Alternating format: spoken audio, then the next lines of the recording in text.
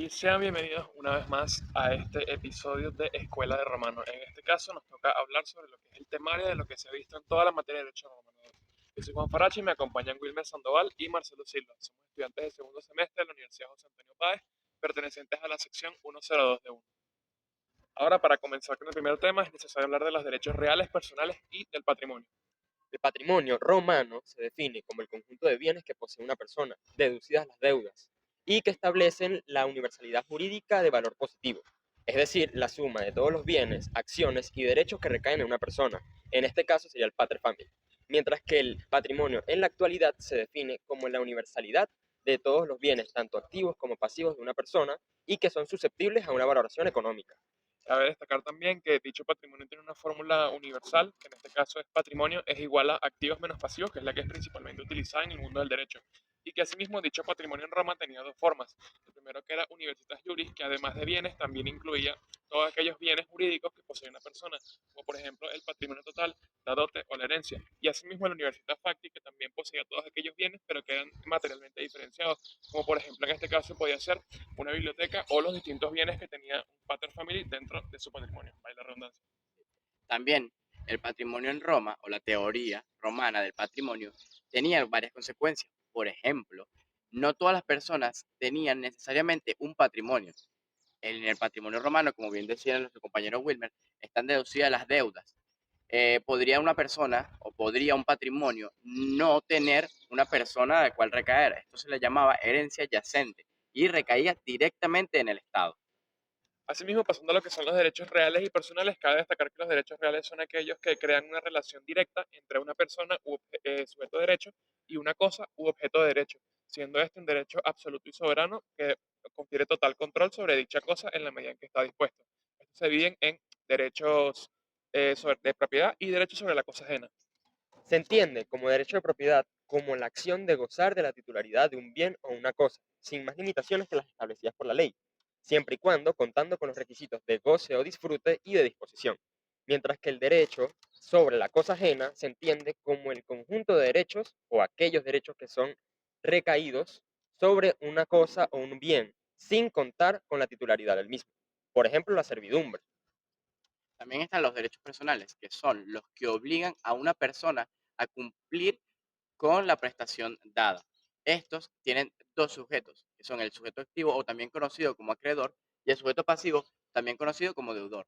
El sujeto activo es la persona que tiene la propiedad de esa prestación y el sujeto pasivo es la persona con la obligación de cumplir con esa prestación.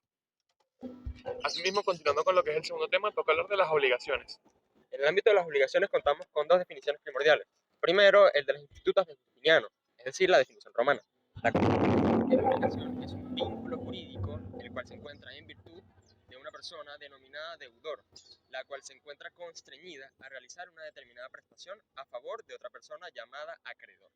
Mientras que en la definición moderna encontramos que la obligación también es un vínculo jurídico en el cual se encuentran enlazados dos sujetos, el acreedor y el deudor, en el cual este último debe realizar determinadas acciones o adoptar conductas para generar cualquier hecho beneficioso para el acreedor. En el ámbito de los elementos de la obligación encontramos tres. Primero, el elemento subjetivo, que son los sujetos, el acreedor y el deudor. Tenemos el elemento objetivo, que es el objeto o prestación. Y por último tenemos el elemento propiamente jurídico, que es el vínculo jurídico que une a ambas partes. Asimismo, cabe destacar que dentro de las distintas prestaciones que se pueden dar para cumplir una obligación existen cuatro tipos que principalmente se manejan en Roma. En este caso está la prestación de dar, la prestación de hacer, la prestación de prestar y la prestación de no hacer, aunque la prestación de prestar ha desaparecido en el derecho moderno. Del mismo modo, se considera principalmente que todo acto real de la vida humana es susceptible de generar obligaciones. Es por esto que principalmente los lugares de los que los romanos consideraban que podían provenir las obligaciones eran de los contratos, de los cuasi contratos, de los delitos y de los cuasi delitos, mientras que en la clasificación actual se considera que vienen de los actos jurídicos, de los actos ilícitos o de la ley propiamente dicha. Clasificación de las obligaciones. Estas existen 10 clasificaciones de las obligaciones. Entre ellas está, según el contenido de la prestación, está también el según el fin perseguido de la prestación, está según el carácter coactivo de la prestación y están los según estén o no sometidas a una obligación. según estén o no sometidas a modalidades, según la probabilidad del objeto y según la probabilidad del sujeto, según la división del objeto y según la fuente donde se origina. También las últimas dos son las pecuniarias y las de valor. Continuando con el tema de las obligaciones, toca hablar del incumplimiento de ellas, las cuales se definen como la inejecución de dichas obligaciones por parte del deudor, es decir, cuando éste adopta acciones o conductas diferentes a las establecidas o a las prometidas. Estos incumplimientos pueden ser totales o parciales e incluso permanentes o temporales. Dichas acciones a realizar pueden generar daños y perjuicios, los cuales consisten en la pérdida que experimenta una persona en cuanto a su patrimonio o acervo material o moral. Asimismo, una de las cosas que se encuentran dentro del incumplimiento de las obligaciones es la culpa, la cual es definida por diversos autores como la violación de la confianza que el acreedor deposita en el deudor o también como un error en la conducta que el deudor se ha comprometido a cumplir o a adoptar, en este caso, mediante la prestación debida. En este sentido, existen diferentes clases de culpa. La primera es según el tipo de actividad que se ha dado por parte del deudor, la cual puede ser positiva o negativa. La segunda es por las partes que abarcan dicho incumplimiento de la obligación, que pueden incluir un dolo, es decir, intención o actos sencillamente culposos. Asimismo, existe el tercero, el cual es en virtud del grado o gravedad de dicha culpa. Están también los casos no imputados al deudor. Eso está tipificado en el artículo 1272 del Código Civil, que son por caso fortuito o de fuerza mayor. Expresa que el deudor no está obligado a pagar daños y prejuicios en caso de estos mismos. Están los de caso fortuito, que son los que son inevitables y producidos por un tercero.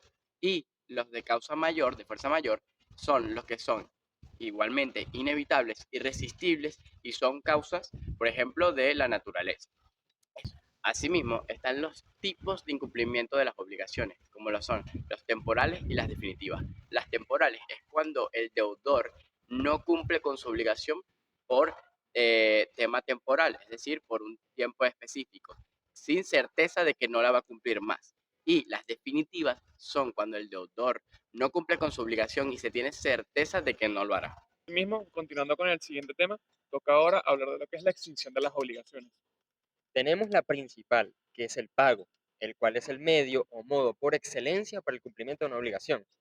Y también tenemos la dación, la cual es un proceso que consiste en que, en que ambas partes, o sea, el acreedor y el deudor, se ponen de acuerdo para realizar el pago o la extinción de esta obligación con un objeto o cosa distinto al establecido anteriormente en un contrato.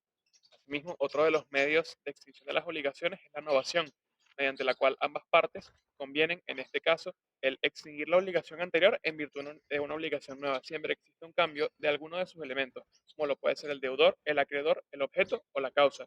Como también está la compensación, la cual es en la que una deuda, o mejor dicho, dos deudas que existen simultáneamente entre una persona que es acreedor y otra persona que es deudor, se extinguen porque ambas tienen las mismas cantidades en deberse y por ende ninguno debe pagar al otro. Existe también la confusión, que es cuando en una sola persona recae las cualidades de acreedor y deudor. Esta obligación no puede proceder, ya que nadie puede ser deudor de sí mismo. También existe la prescripción, que es cuando se adquiere o se extingue un derecho por recurso del tiempo. Asimismo, continuando con lo que es el tema, le toca hablar ahora de los contratos. Los contratos, según textos romanos, son el acuerdo de voluntades que son reconocidos y sancionados por el derecho civil y que están destinados a crear obligaciones civiles. En cuanto a sus elementos, tenemos 6. Primero de todos los esenciales, que sin estos el contrato no se podría efectuar o llevar a cabo, y se caracterizan o se determinan como el consentimiento de las partes, el objetivo y la causa del mismo. Luego tenemos los elementos naturales, que son aquellos que acompañan el contrato, pero pueden ser excluidos por una cláusula expresa. Luego los accidentales, que son todos aquellos que dependen únicamente del consentimiento de las partes y que se integran al contrato para modificar los efectos normales de este. Ya. La ausencia de vicios. Los vicios dentro del contrato pueden generar distintas alteraciones, como ambigüedades e incluso cambios en el consentimiento de las partes. Por eso se dice que los contratos deben carecer de errores, dolo e incluso violencia. Ahora venimos con la capacidad. La capacidad consiste en que todas las personas tengan las aptitudes necesarias para actuar bajo su nombre dentro del contrato, es decir, actuar por sí mismas. Y por último, la validez, ya que el contrato para que se lleve a cabo y por ende obtenga validez debe ser ejecutado o llevado a cabo por personas hábiles o capaces. Asimismo, los contratos pueden dividirse de diferentes formas. En este caso, por su origen pueden ser de derecho civil o de derecho de gentes. Por su modo de formarse, pueden ser literales, verbales, escritos, literales o escritos, consensuales o reales. Por los poderes de apreciación del juez pueden ser de derecho estricto o de buena fe. Por los efectos que tienen pueden ser unilaterales o bilaterales y por ende sinalagmáticos perfectos o imperfectos. Por la naturaleza que tienen dichos contratos pueden ser gratuitos o onerosos y por ende conmutativos o aleatorios. Por su dependencia pueden ser independientes o accesorios y por su nominación pueden ser nominados o innominados. Para continuar, toca hablar de los contratos reales. Los contratos reales son los que, aparte de los elementos esenciales del contrato, se perfeccionan mediante la entrega de la cosa. Asimismo, cabe destacar que existen diferentes tipos de contratos reales. En este caso está en primer lugar el mutuo, está también el comodato, está la prenda, está el depósito con su variante el secuestro, entre otros.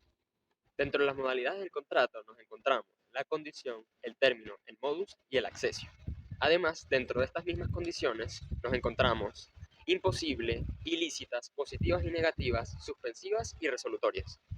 Asimismo, para continuar, toca hablar de los contratos consensuales. Los contratos consensuales son los contratos que se perfeccionaban únicamente con el consentimiento de las partes. Estos contratos vienen del derecho de gente y posteriormente fueron admitidos por el derecho civil. Cabe destacar asimismo que entre estos distintos tipos de contratos consensuales está en primer lugar la venta, que era un contrato en el que una persona se comprometía o se obligaba a traspasar la propiedad de una cosa a otra a cambio de que ésta primero le diera una suma de dinero por dicho objeto, así como el arrendamiento, que es en el que una persona se obliga o se compromete a procurar a otra el goce temporal y pacífico de una cosa.